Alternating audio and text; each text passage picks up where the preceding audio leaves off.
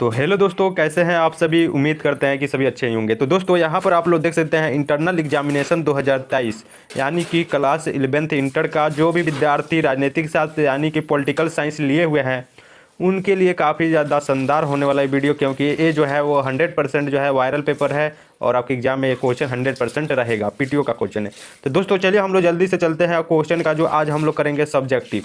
ठीक है ना, इसमें केवल हम लोग सब्जेक्टिव देखेंगे। ऑब्जेक्टिव ऑलरेडी जो है ना वो बता दिया गया आपको। ठीक है, तो केवल इसमें सब्जेक्टिव ही रहेगा।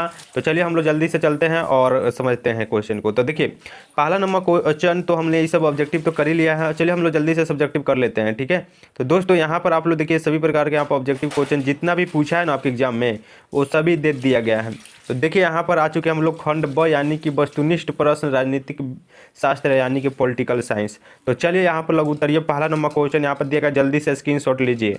दिया गया पहला नंबर आंसर दिया गया, इसके अलावा भारतीय संविधान भारत को एक समाजवादी राज्य घोषित करता है। भारत में स्वतंत्रता न्यायपालिका का प्रावधान है। भारत में संविधान की सर्वोच्चता स्थापित की गई है। भारत में संसदीय संप्रभुता और पदनिरपेक्ष राज्य का प्रावधान किया गया है। इतना लिख दीजिएगा तो 2 नंबर आपको मिल जाएगा।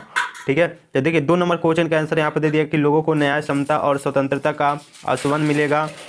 अल्पसंख्यकों को पिछड़े और दलितों के लिए पराया सुरक्षा उपाय उपलब्ध कराया जाएगा, जिससे गणतंत्र के क्षेत्र की अखंडता को बनाए रखा जाएगा और राज्य विश्व की शांति और मानव जाति के कल्याण को बढ़ावा देने में योगदान देगा। ठीक है, 2 का जो है ये आंसर हो गया। ठीक है, चलिए अब हम लोग 3rd नंबर क्वेश्चन का आंसर देख लेते हैं। दिया गया है कि साधारण कानूनी अधिकारों का मौलिक अधिकार में अंतर। तो सार्वजनिक कानूनों अधिकारों की राज्य द्वारा लागू किया जाता है तथा इनकी रक्षा की जाती है, और जाति मौलिक अधिकारों को देश से संविधान द्वारा लागू की जाता है तथा संविधान द्वारा ही सुरक्षित किया जाता है। तो दोस्तों ये है 3rd नंबर का आंसर। तो मैं आप सभी को बता दूं कि जल्दी से आप लोग सब्सक्राइब करके व्हाट्सएप ग्रुप में आप लोग जुड़ने की कोशिश कीजिए, क्योंकि जब तक व्हाट्सएप ग्रुप में आप लोग नहीं जुड़िएगा तो आप लोगों को नहीं मिल पाएगा इसका वायरल पेपर या फिर कुछ भी। व्हाट्सएप ग्रुप में जुड़िएगा तो वहाँ पर पेपर इसका दे दिया जाएगा। चलिए 4 नंबर क्वेश्चन देखिए, दिया गया है कि बंदी प्रत्यक्षीकरण एवं प्रकार का कानूनी आज्ञापत्र होता है जिसके द्वारा किसी गैर कानूनी कारणों से गिरफ्तार व्यक्ति को रिहाई मिल सकती है। ठीक है, चलिए 4 का आंसर हो गया। 5 का आंसर यहाँ पर दे दिया गया है कि भारत में संविधान के मौलिक कर्तव्य के अंतर्गत भारतीय संविधान का पालन करना, राष्ट्रीय ध्वज का सम्मान करना, राष्ट्रीय ज्ञान के प्रति आदर सम्मान का भाव और सार्वजनिक संपत्ति की रक्षा एवं देखभाल करने जैसे कर्तव्य शामिल है। 5 का आंसर ये हो गया। अब हम लोग 6 नंबर क्वेश्चन का आंसर देख लेते हैं। ठीक है, चलिए तो यहाँ पर 6 का आंसर दे दिया गया। देखिए यहाँ पर आप देख रहे हैं Gurumant study point by Prakash sir. ठीक है दोस्तों, तो चलिए यहाँ पर 6 का आंसर देखिए, दिया गया है कि अनुपादित प्रतिनिधित्व, ठीक है, शब्द का अभिप्राय इस निर्वाचन प्रणाली से है कि जिसका उद्देश्य लोकसभा में जनता के विचारों की एकताओं तथा विभिन्नताओं को गणित रूपी यथायथा से प्रतिबिंबित करता है। ये 6 का आंसर हो गया। आप लोग पढ़ के जल्दी से लिख लीजिएगा वीडियो का स्किप करके एग्जाम में। चलिए यहाँ पर 7 का क्वेश्चन का उत्तर देखिए कि परिसीमन आयोगन भारत सरकार द्वारा परिसीमन अधिनियम के अंतर्गत स्थापित आयोग हैं। इस संबंध में अधिसूचित भारत के राष्ट्रपति द्वारा जारी की जाती है। 1952, 1963, 1973 और 2002 में परिसीमन आयोजित गठित किए गए थे। चलिए उसके बाद में 8 नंबर क्वेश्चन का आंसर यहाँ पर दिया गया है। देखिए कि सार्वजनिक मताधिकार अथवा सार्वभौमिक मताधिकार सभी वयस्क नागरिकों को मताधिकार देता है, भले ही धन, आय, लिंग, सामाजिक स्थिति, प्रजाति या फिर जातीयता और राजनीति रुख या कोई अन्य प्रतिबंध केवल अपेक्षाकृत मामूली अपवादों के अधीन है। ये 8 का आंसर हो गया।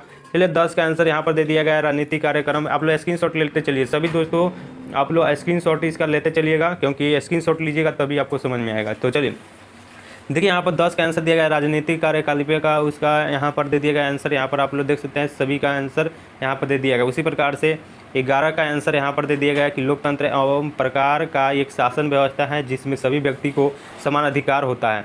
यह एक अच्छा लोकतंत्र है और जिसमें राजनीतिक और सामाजिक न्याय के साथ साथ अधिक न्याय की व्यवस्था भी है।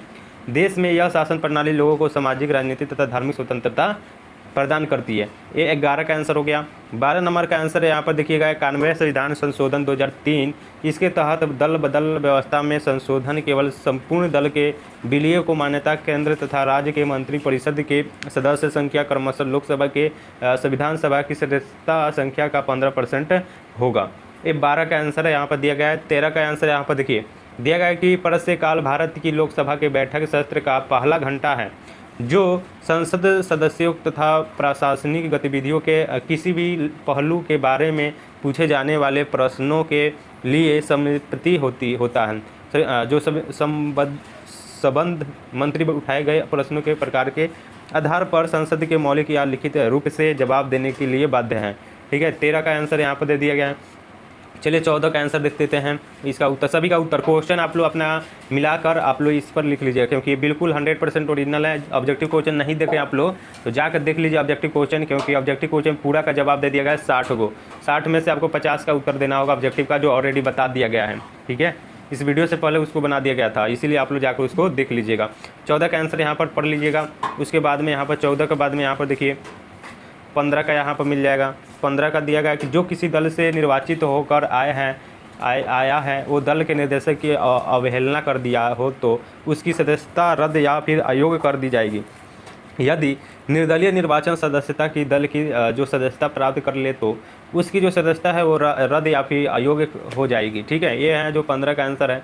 ठीक है, उसके बाद हम लोग 18 एक्टिव 15 के बाद 18 का आंसर यहाँ पर देखेंगे।